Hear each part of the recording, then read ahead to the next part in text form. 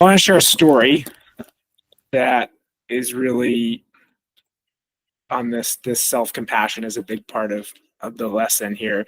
And it happened last night, so I'm still kind of integrating it here, which is, as a teacher, usually you like practice a little bit before you.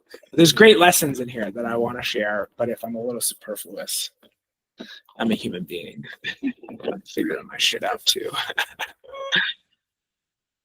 So I went to Red Rocks last night, and I really love to go to shows by myself. And I've been doing this for a long time. But as I've come to understand the truth of what's occurring for me, I think there's a split in their existing simultaneously in the way that I approach going to shows on my own. For one, it's great to be unburdened, to be able to float as I choose and to go up front and not have to worry about having, your tall friends or I gotta go to the bathroom or whatever. It's like I'm on my fucking own and it's great. And I love that. And I want to be able to dance and I want to be able to move. And I love being independent. So there's a true joy and authenticity in that. But I also have come to realize and understand, as I've done some deeper trauma work, especially in the past year, that there really is a tendency to isolate and a belief of not belonging.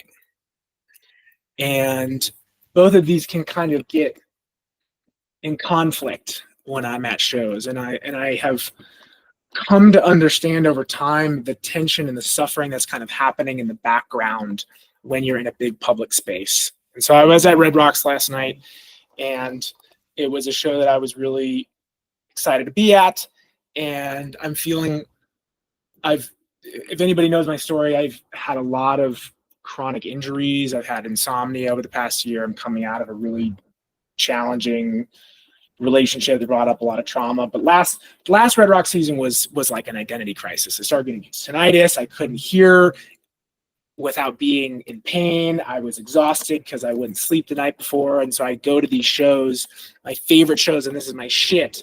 And I would just be miserable. And I'd be like, why isn't this working? And I would just feel so disconnected and so isolated. And I've healed a lot over the past 9 months. And yet there's still this wiring in my nervous system. There's still these deep beliefs that are kind of being worked through. And I've healed enough where like the tinnitus is not super bad and I can actually go get up front. And I'm over on the side last night, and I'm standing there, and the place is packed, and I'm like, and this is the openers coming. I'm like, I really want to go be in the front row. And I've learned over the past few Red Rock shows that a strategy that works really well, that I've only recently had the sense of worthiness to be able to attempt, is to just go before the main set and just find a group with a little bit of extra space and just be like, hey, can I join you? And most of the time, someone will fucking be like, yeah. Or even just be like, hey, can I hang out until your friend gets back? And then after a while, I'm like, yeah, you could stay, But I'm sitting here on the side, and I'm tired. I didn't sleep great the night before, and I'm feeling kind of paralyzed. Like my nervous system is overwhelmed, and the place is packed. The shows that I tried it out before were not sold out. There was much more room, and so I'm kind of like in a paralysis. Like I'm standing there like, I don't want to be here. I want to be in there, but I'm afraid. I'm terrified to be in there. And what this started with was turning towards myself. This is the mindfulness practice coupled with breath work and some Kundalini exercises and just like self-compassion, hand on my heart, just checking in with myself, like acknowledging that I was feeling uncomfortable, acknowledging that I was tired, acknowledging that there's a lot going on, and just pulling my energy into myself. If any of you were here for the class, we're talking about the ways in which our energy gets pulled. If you're in a big public place, it's really difficult to stay with yourself. So I'm sitting there, taking some time to breathe. And the last opener is about to finish. And I'm like, okay, then there's the gap, and that's my time to do it. And I'm just like, you know what? I'm scared, but I want to try. And it was only having like given myself This is some reparenting. She's like, it's okay. I got you. I'm here for you. Some self-compassion, that some space was created that I could then go and be like, okay, let's give this a go. So I go through one of the rows here, and almost immediately this super fucking tall guy has got this big piece of pepperoni pizza, and he starts bantering with me about the pizza, and we're just like talking shit about the pizza, and like I'm just like, carry on, and I didn't think much of it. I was like, I don't know what we're talking about the pizza.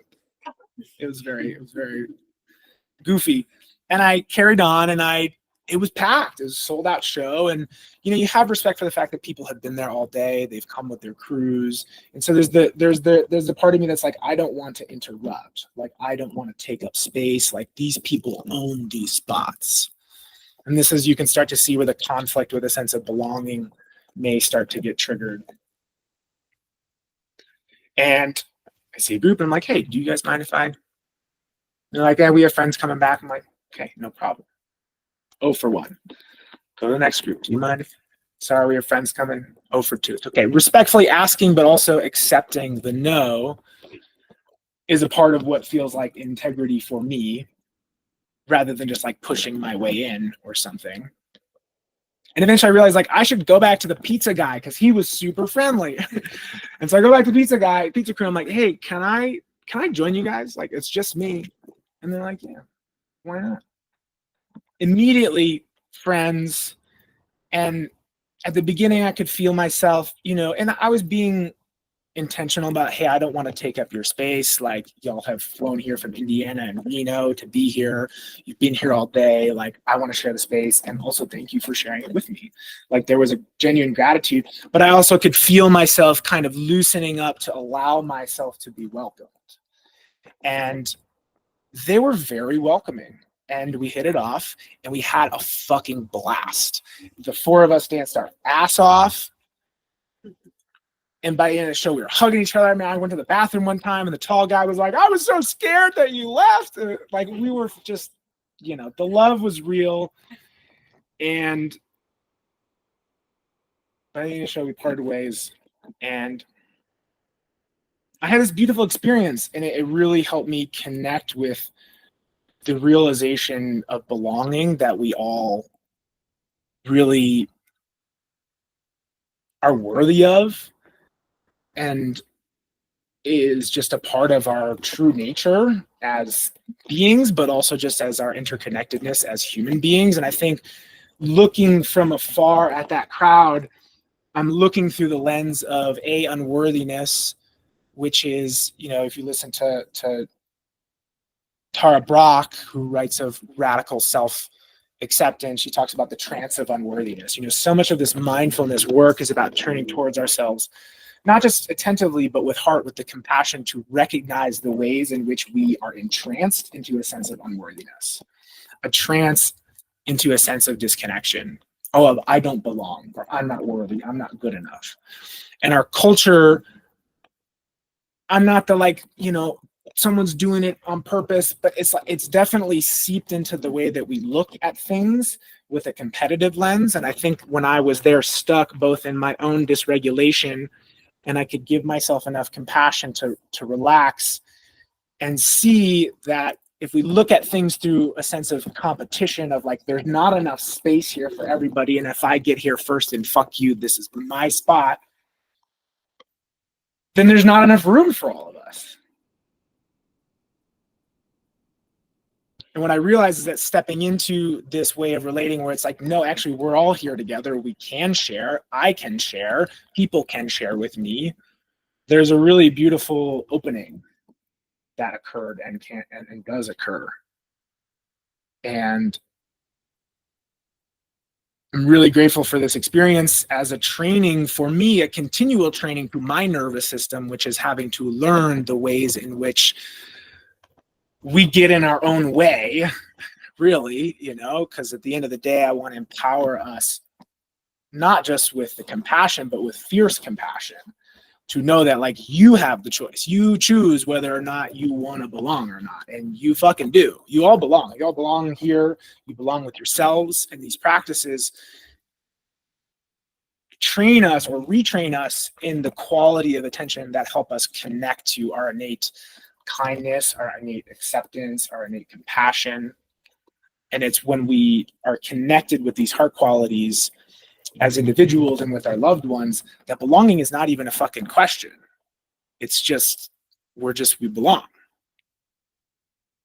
But we're relearning, you know, we've gotten disconnected, we've gotten off the path. And so, you know, imitation with this experience and with these practices and with the story is to just say, you know, you do belong. And when we sit with ourselves, when we can be with ourselves, warts and all, not just I feel fucking great and yes, I can feel excitement, but also I can sit here and feel uncomfortable, we start to really belong with ourselves. We belong with just experience, if you will. If you want to take away the self or the eyeing or the meing, it's like I can sit here and just belong as awareness, belong as consciousness, and belong as the human being that's sitting here in the fucking meat suit that I'm in. And the more that we can enable and connect with that within ourselves, the more that it comes naturally with our loved ones. And the more that it comes naturally with strangers is the beautiful thing.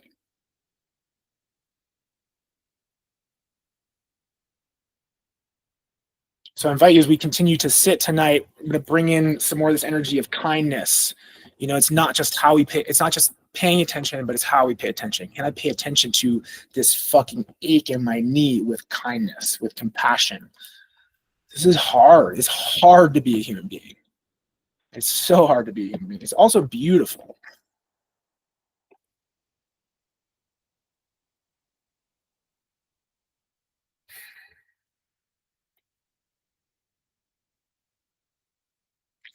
Okay. Let's. Thank you.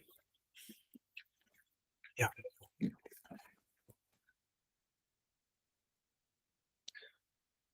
Yeah, and it starts with compassion. You know, the compassion creates the space. You know, the compassion is the love, is the welcoming energy, the embracing energy. And it's when we're pushing, when we're shaming, when we're pressing, when we're resisting, we can't be with things that we are stuck.